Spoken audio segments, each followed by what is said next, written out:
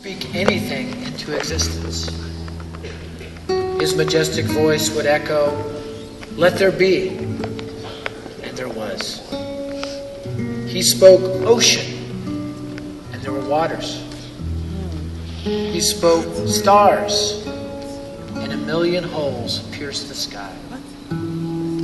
The king was indeed powerful, and he ruled a vast domain. Still, there was a deep longing in his heart. This powerful and magical king longed to share his love with the queen. Ever since he could remember, he had dreamt of her. He knew every contour of her face and of her body by heart.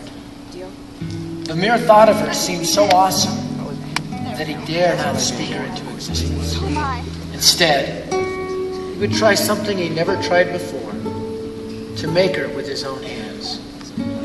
So one day, in the mud of his garden, he knelt down and molded her for the picture in his mind. He knelt down in the mud, leaned into his mud sculpture, and kissed her. As they kissed, he breathed out life into her lungs, and her cold heart sprung to life. She awoke, radiant, reflecting her maker's glow. He lifted his beloved to her feet, counted a rhythm, and they danced as all of creation accompanied them.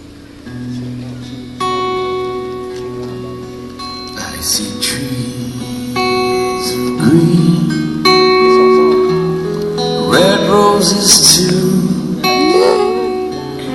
I see them bloom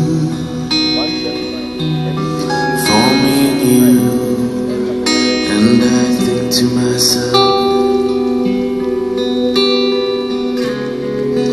what a wonderful world.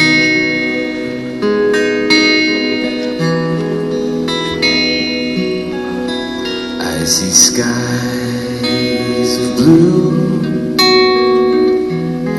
and clouds of white, a bright blessed day,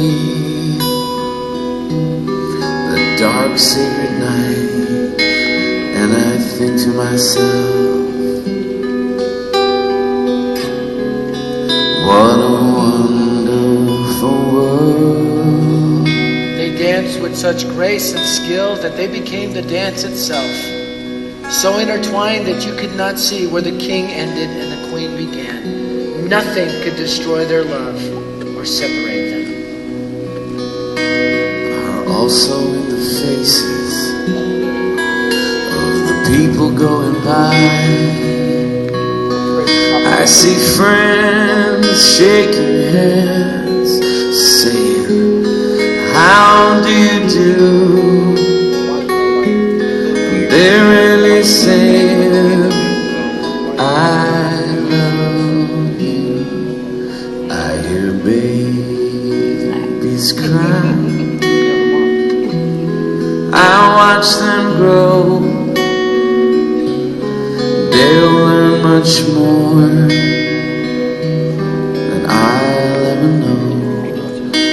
And I think to myself, what a wonderful world.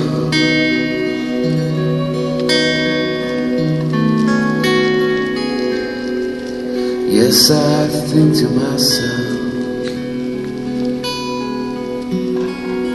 what a wonderful world. Thank you, Now Jay. in his kingdom, the king had planted two trees, one of life and one of death. One day, as they were dancing, the king brought his lover to the tree of death and whispered, "Never," in her ear. She whispered back, "Never." Later, when they were not dancing, she was alone. She was visited by a beautiful serpent who led back to the tree of death. He wrapped himself around its solid trunk and whispered, "Taste." But the lover loved her king and remembered his words. "I did not die, and neither will you," said the snake. "Taste." He built that girl. He narrowed his eyes upon a knife on the ground. She took the blade in her hands and cut off a piece of the forbidden fruit. She sank her teeth into its sweet flesh, opened her eyes, and was astonished to find that she was naked. The fruit in her hand rotted before her eyes, and for the first time, shame covered her like a blanket. She dropped the fruit, ran, and hid from the king. In the evening, the king came to his garden to find her and continue their dancing, but she refused to be found. When he finally discovered what she had done, he was forced to banish her from his kingdom, sentencing her to certain death. She desperately wanted to return to the king. She was so sad and angry that she could only hopelessly throw herself upon the earth, furiously groping for the rhythm of his kingdom. She could not find it. She longed for his love again, but instead she gave herself over to other lovers, which only drove her further from her true love. Years passed, and she ran further from her king.